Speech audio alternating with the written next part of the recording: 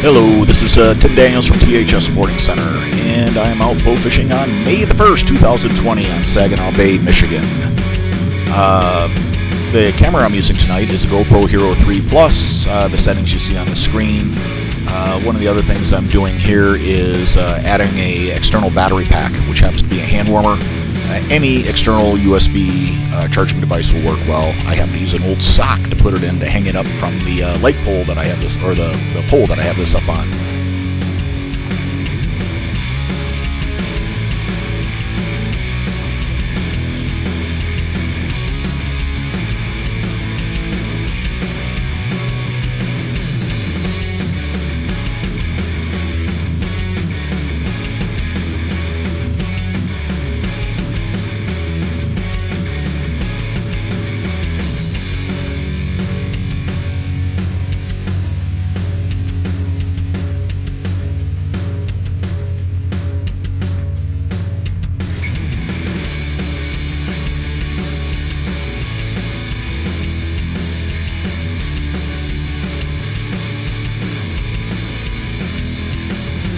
The bow that I'm mainly using tonight is my G-Rex. It's set at 30 pounds and 27 inches of draw. I'm shooting it with the MEGAMOUTH reel and some 250-pound line. I really like this bow. It seems to be that match of about 30 pounds and 27 inches is about the perfect blend for anywhere from short to mid-range shots. You're getting enough penetration to safely retrieve the majority of fish, and you're not impaling the arrow into the ground or the roots and making it near impossible to pull out every single time that you shoot, even when you do hit a fish and then go through it. It's a great blend.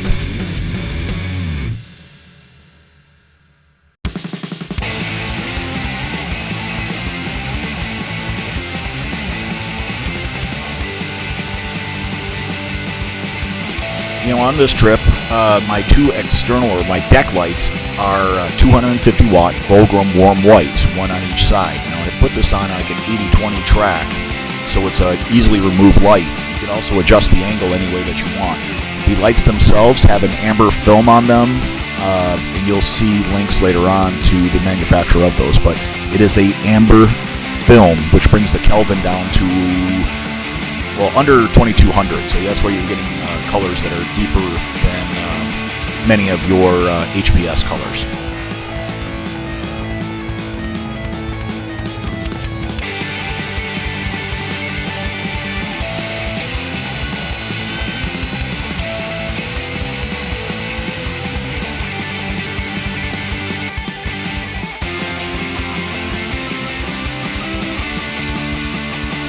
The camera itself is mounted on a pole that is 8 feet long. It is a 1-inch square tube, relatively light gauge, and I have it in like a receiver that was made out of a galvanized steel.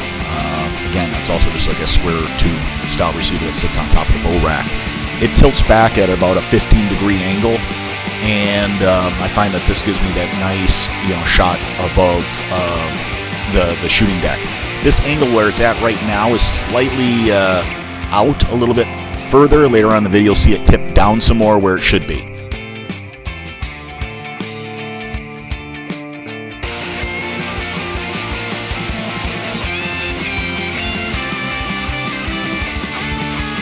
I did a really quick slow-mo of this shot because I didn't understand something went really wrong. You can see on my arrow, the line or something caught and caused that arrow to flip up. At the time, I was pretty frustrated by that.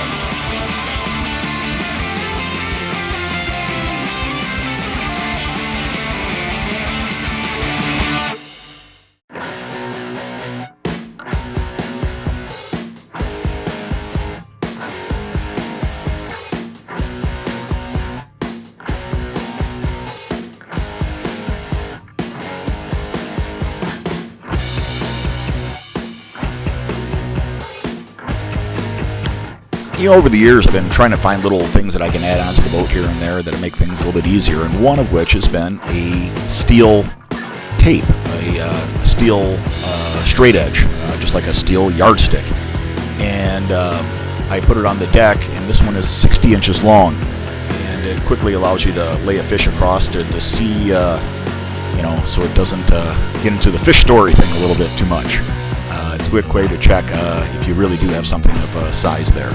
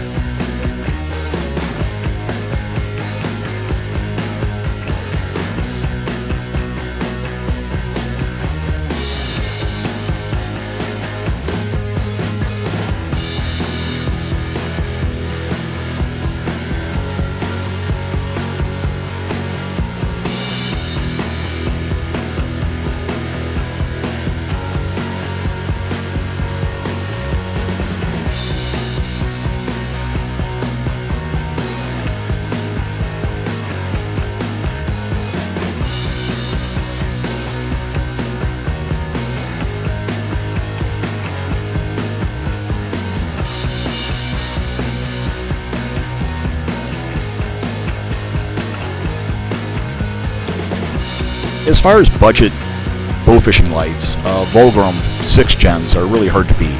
That's the ones that most people use when it comes to VIUGREUM. VIUGREUM does make many other models that do not perform nearly as well as these. The 6 gen stuff is a really good blend between the watts consumed to the lux or amount of light generated. The kelvins, or the color of the light of the warm white, is typically right around the 2500 to say 2600 range Kelvin.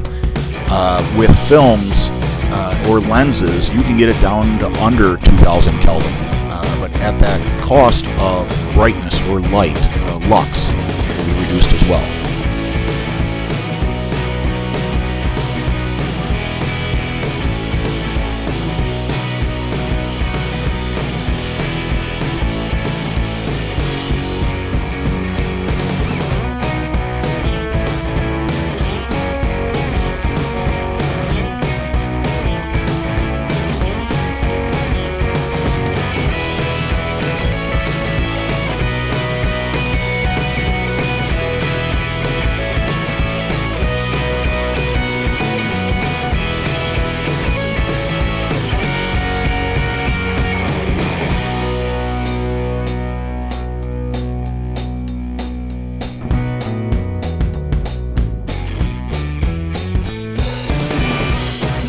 You know, by far, my favorite arrow tip is from AMS, and it's called an AMS ANKOR Quick Churn. I've tried several, and there's a lot of great product out there. There is. But for my style of bow fishing in the area that I'm at, the waters that I'm shooting, the amount of mud, dirt, silt, whatever, and the type of fish that I'm shooting, that is the fastest sort of best blend tip. They are way too expensive for what they are. They are definitely overpriced for what it is. All that being said, it is still the best for my use.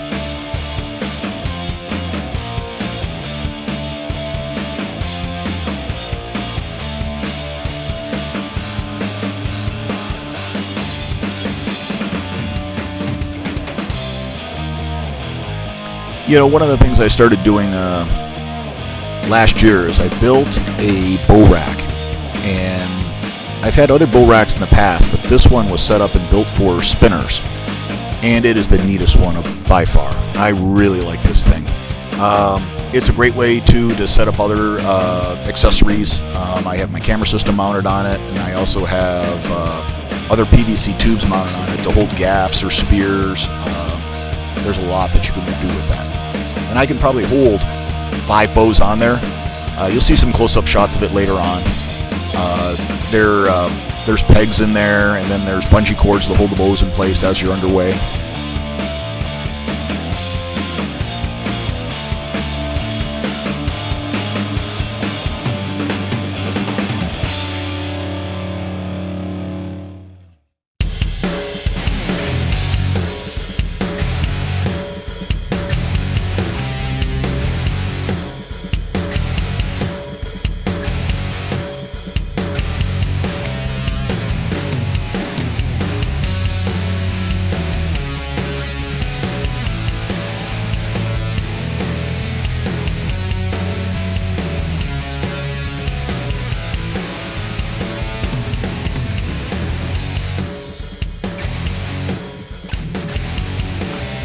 You know, a neat add-on item that I did on this particular build was putting P molding, P-style shaped dock bumper molding.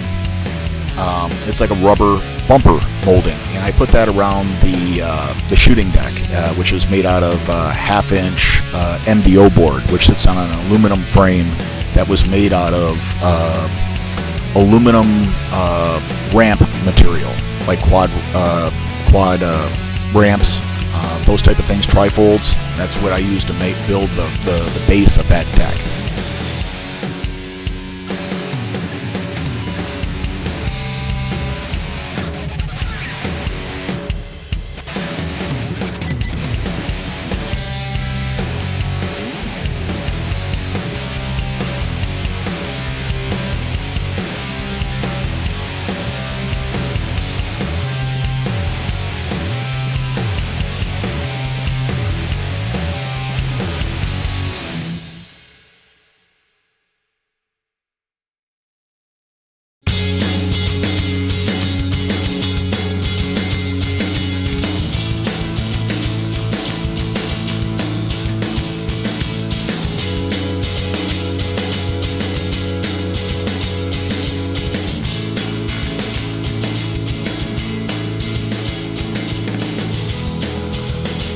And if you want a low-budget,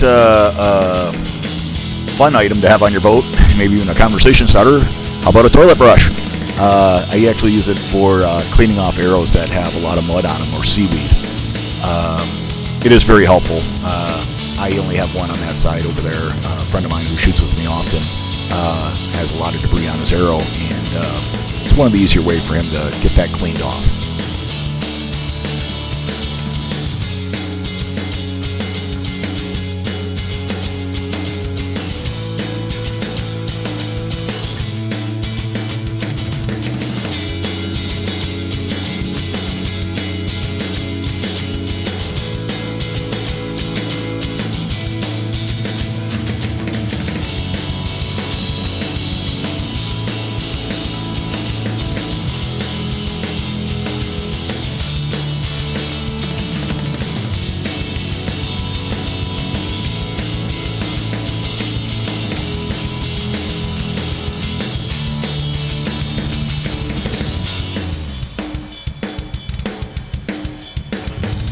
So you can't really see it in the shot too much, but one of my fun things on the boat is beverage holders, and they are gator heads with their mouth open. And these koozies hold most standard water bottles or soda bottles or your favorite beverage holder, or favorite beverage I should say. And then I also have some larger aluminum style frame holders to hold larger soft drinks like 1 liter bottles, those kind of things.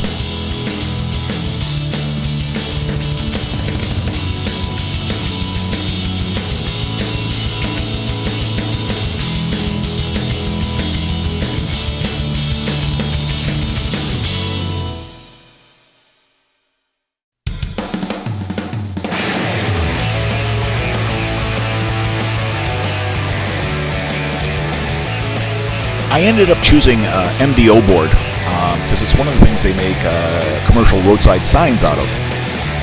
It has a heavy poly material in it, which helps obviously resist rot. It's fairly inexpensive, and I think as long as you have enough support, it's a good material to work with. The boards themselves were finished with a deck restorer style paint. There's a couple other companies that make it, but Rust-Oleum is one of them, I think. And I put it on with a heavy matte brush to make sure there's plenty of texture there. You can have any color you want made, and so it provides a non-slip surface that also again seals up the top of the deck from sun exposure.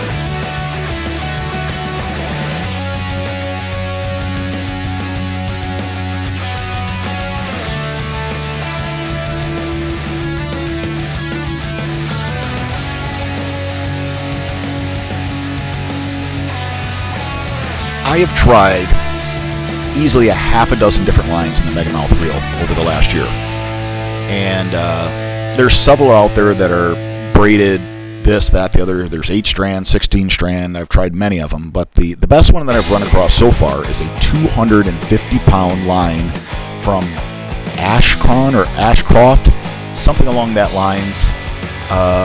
It's a really well done braided line that is doesn't have much memory and is very flexible. One of the things about the MEGAMOUTH reel, though, in my opinion, it has to be full, or very close to be full, for it to shoot well.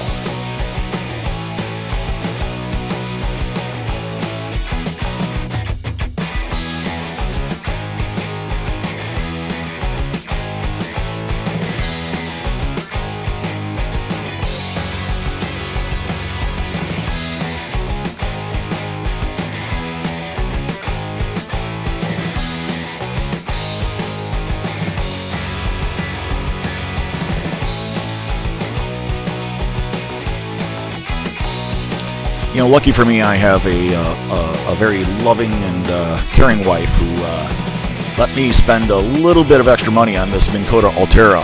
I have a bad back and bad knees, and this kind of stuff is really tough on me.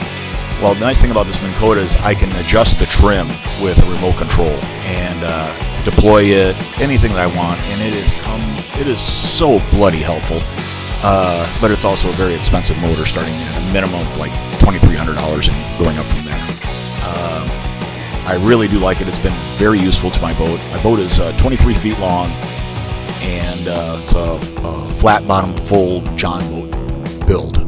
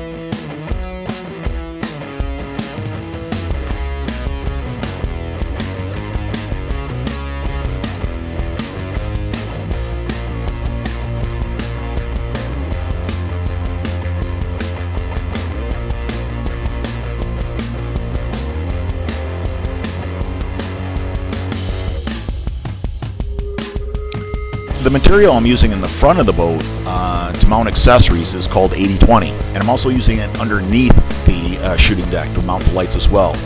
It's really nice material. It's available through a couple of different distributors, but you go to 8020ink.com or something along that line, you'll find it. And it is, again, great material, very modular type system. You can add and take off stuff, and it's very strong.